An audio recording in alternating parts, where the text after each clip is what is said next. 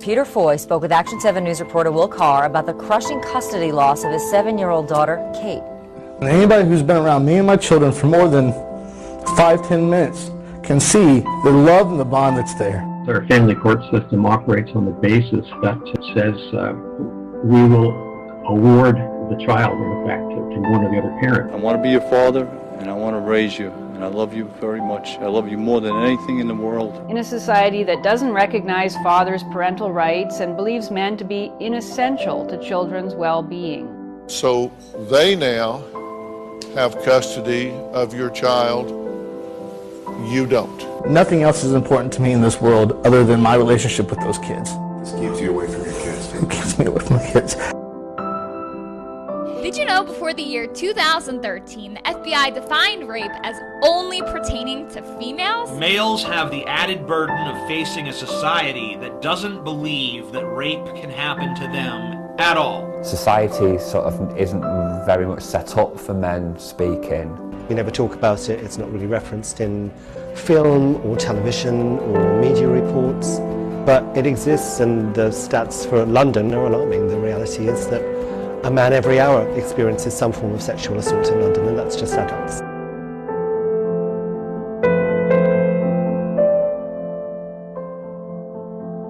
This is about a crime. I think we have to sometimes remember this. This is about somebody or some people taking the power and control that one has over their own body. No one deserves to be assaulted. No one deserves to be coerced. No one deserves harassment or unwanted sexual contact. Our resources and our compassion in general should be neither finite nor gender segregated. The 2010 National Intimate Partner and Sexual Violence Survey included a category of sexual violence called being made to penetrate, either by physical force or coercion, or when the victim was drunk or high or otherwise unable to consent. When those cases were taken into account, the rates of non-consensual sexual contact basically equalized, with 1.27 million females and 1.267 million males claiming to be victims. And that really surprises people, because we hear about the 1 in 4 girls that experiences sexual abuse. But when you tell people it's 1 in 6 boys, the reaction we get is that's really not possible. If you are a criminal defendant, it is better to be a woman than a man. For the same crime and with a similar criminal history, men are imprisoned much more frequently and for much longer sentences. Professor Sonia Starr at the University of Michigan Law School, she examined a huge database of federal criminal cases. She found that women are significantly more likely than men to avoid charges, to avoid convictions completely, and they are twice as likely to avoid incarceration if convicted. Now, on average, men receive about 63% longer sentences than women arrested for the same crime. Now, Professor Starr estimates that the gender gap in sentencing is about 6 times as large as the sentencing gap between black and white defendants. The over-incarceration of males may be one of the most serious gender inequities of our time, yet this injustice is nearly invisible. According to the Orange County DA's office, Catherine Q. Becker is accused of cutting off her husband's penis with a knife, taking his penis and throwing it into the garbage disposal. I mean, I don't know the circumstances. I don't know why he filed for divorce. I don't know what was going on between them. However, I do think it's quite fabulous. We know that the majority of violent crime victims, the majority of war casualties, and the majority of the victims of state and police violence are men.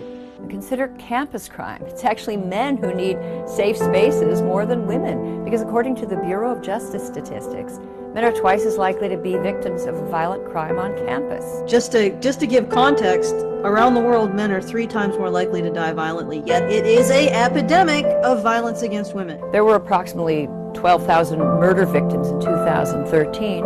78% were men. The most credible social science research demonstrates that no matter the gender of the perpetrator, violence is more likely to be targeted against men and boys than women or girls, starting before the age of 1. If we hate domestic violence, well, in the US at least, domestic violence cases that are women on man make up about 40% of the cases in domestic violence. Women are more likely to use a weapon, and men are less likely to report the domestic violence because of the type of society we have. It is a little bit like sexist. Like if somebody cut a woman's breast off, no one would be sitting laughing. Like it's not that right to sit around laughing about it if we think about it. It's different though. It is different. One's floppy and like that. At the same time, feminism and the wider culture have managed to convince us that violence against men is not normalized because it feels normal to us. And it's not systemic because acceptance of it is wired into our limbic systems. Stop domestic violence against women and children. And all I could think of was, what about domestic violence against men? I mean, either domestic violence sucks or we hate men and we think it's cool when they get stabbed in the throat by their wife. We have legislation and policy enacted specifically to address male violence against women because 1 in 3 women will be raped or assaulted in their lifetimes. For the 1 in 1 men who will be, we have nothing special. Now, there's no question that women sometimes suffer severe harassment and abuse on the internet. But what happens when men run afoul of the feminist thought police? They found that more women than men are sexually harassed, about 7% of women and 4% of men, but that men were the primary targets of threats. They found 10% of men compared to 6% of women. The British researchers found that about 40% of the abusive tweets sent to women were sent by other women. The researchers found that men were more likely to be victims of abusive tweets than women. In particular, male politicians received more than 6 times as many abusive tweets as female politicians.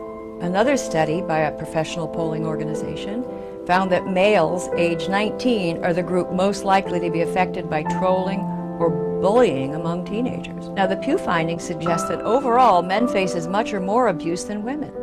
No one should have to endure serious harassment and threats to their safety, online or otherwise. Prostate cancer is the most common form of cancer in men. Approximately 80% of men above the age of 70 have prostate cancer. What breast cancer is to females, prostate cancer is for males. 1 in 8 women will develop breast cancer over a lifetime, while 1 in 6 men will develop prostate cancer over a lifetime. Breast cancer is the 3rd most common cancer behind lung and prostate cancer. But the US government has spent more than twice the amount on breast cancer research than for prostate cancer research. In fact, breast cancer gets more than double the funding of any cancer, not just prostate cancer. In your insurance news, if you think only women get breast cancer, think again.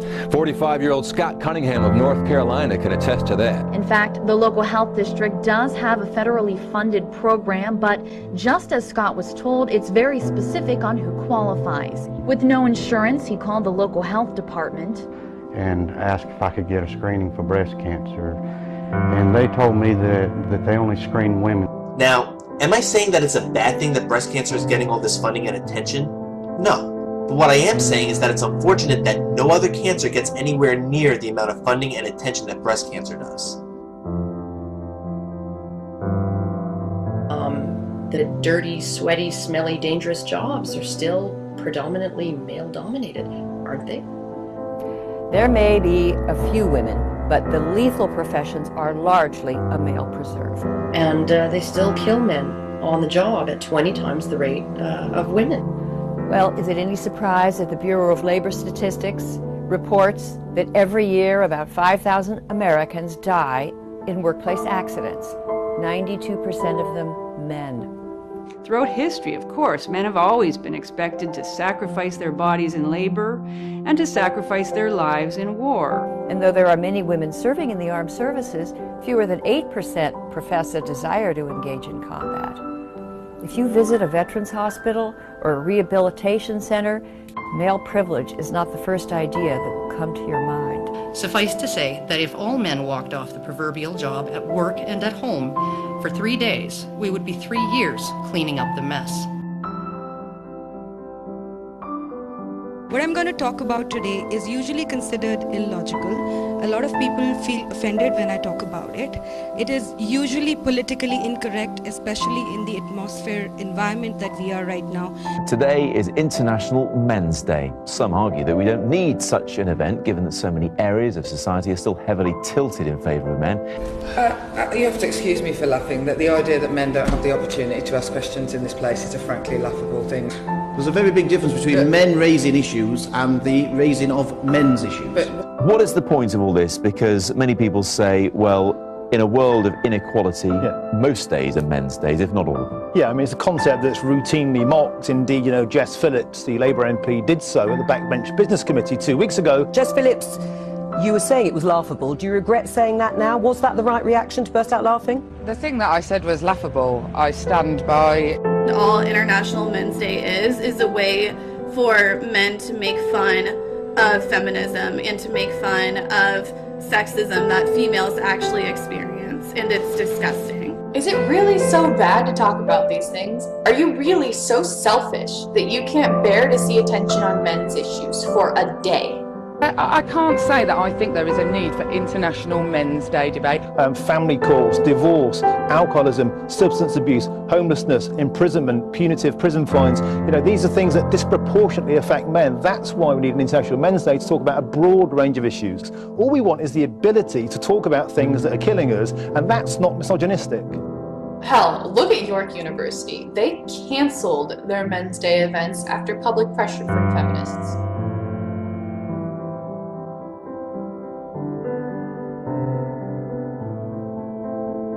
But I would still talk about it because it's much needed, especially if we all believe that justice is the right of every individual regardless of their gender.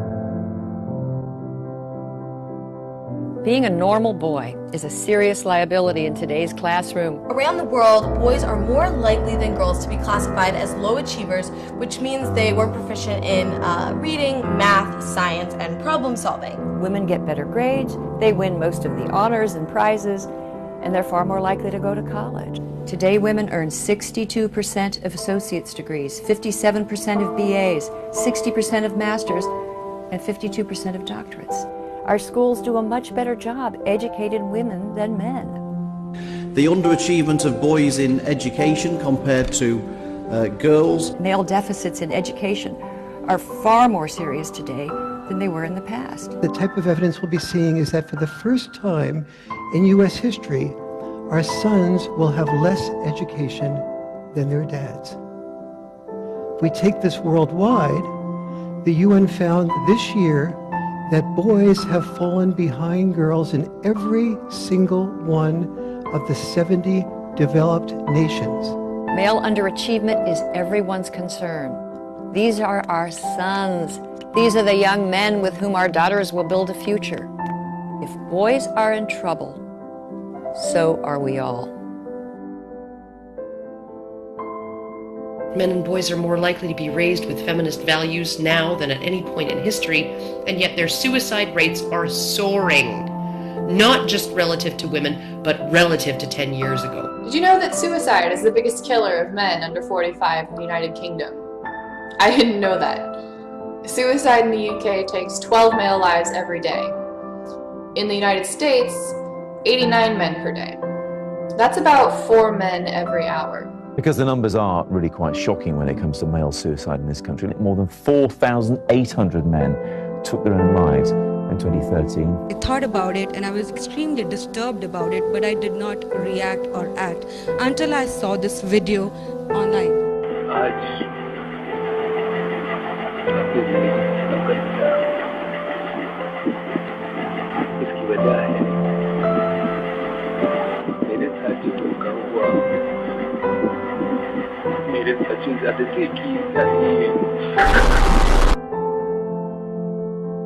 He hung himself the same night. 41% of the men surveyed in the United Kingdom felt like they couldn't talk about their feelings. And I also think this may be why suicide rates for men skyrocket after divorce. You haven't just taken away his kids, his wife, his assets, and a good chunk of his income. You've effectively stripped him of a huge part of the male identity he's built around himself. But I just want to tell you that suicide is never a solution, because if you feel that your life isn't worth living or you're a burden, believe me, when you're gone, the burden that you will leave will be 1,000,000 times heavier and harder to bear for the people left behind.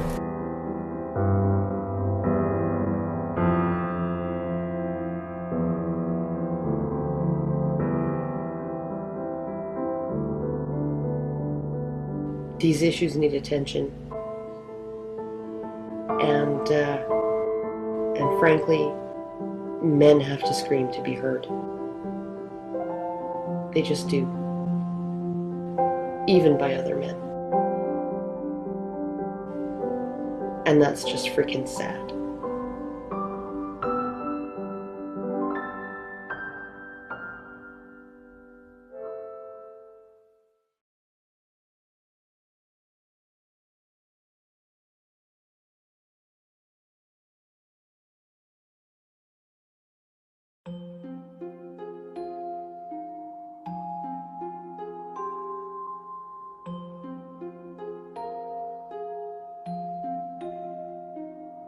Of all creatures deserving sentience, human beings fall woefully short.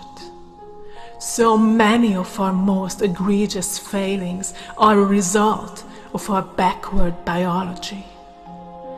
In our species, males were given the bulk of brute strength, which they have used to subjugate women since the day our ancestors first began walking on two legs. Homo sapiens, it means wise man. Have you ever heard of such an ironic oxymoron? So many of our animal counterparts understand that the female is destined for domination. Their size and strength reflect just that. In the great savannah, female hyenas rule their canine society. The bitch is considerably larger and more powerful, and the male dares not provoke her wrath, or he will be swiftly put in his place. He exists for her pleasure, and he knows it. In the dark depths of the ocean swims the incredible anglerfish. This savage creature is a sight of pure ferocity as it lures in and devours its unwitting prey. Yet, the image we are all familiar with is only that of half their genus. The male anglerfish is but a tiny shrimp-like morsel which, when the female desires to lay eggs, will attach itself to her and have his entire life force sapped from him to sustain her while he is gifted the honor of continuing his genetic line. By the end of this exchange, he will be nothing but a strip of flesh dangling from her as a trophy. His entire essence absorbed away. And perhaps most famously of all, in the minute insect kingdom, the queen of arachnids, the black widow, barely finishes intercourse with the male before devouring him alive. This process of cannibalism is not even unique to her particular breed of spider, but she is undoubtedly most renowned for it. Once the male has served his evolutionary purpose, he has no other role to play, and so takes his part in the mighty food chain. Her lover, her dinner. It's so fitting. And yet, here we are, the cleverest and most powerful animal on the planet. and still stuck in this obsolete dimorphism where the man takes control despite having inarguably less importance in our species' survival. But perhaps our sentience, our genius, is exactly what shall set us free from nature's trap. Medical science has already proven that the male role in reproduction can easily be a thing of the past. It is now possible to take the genetic code of one woman and use it to impregnate another. And the truly wonderful potential of this phenomenon is that there are only X chromosomes, meaning only daughters can be born. Only mothers, only daughters. How beautiful. I have always seen the human dependence on masculinity as a cruel twist of fate. But perhaps Mother Nature, in her infinite wisdom, was presenting us the greatest gift of all. Unlike the hyena, the anglerfish, and the black widow, we women have the chance to erase males permanently. This is a victory even those majestic females could never dream of. A world free of all corruption, all war, all rape, all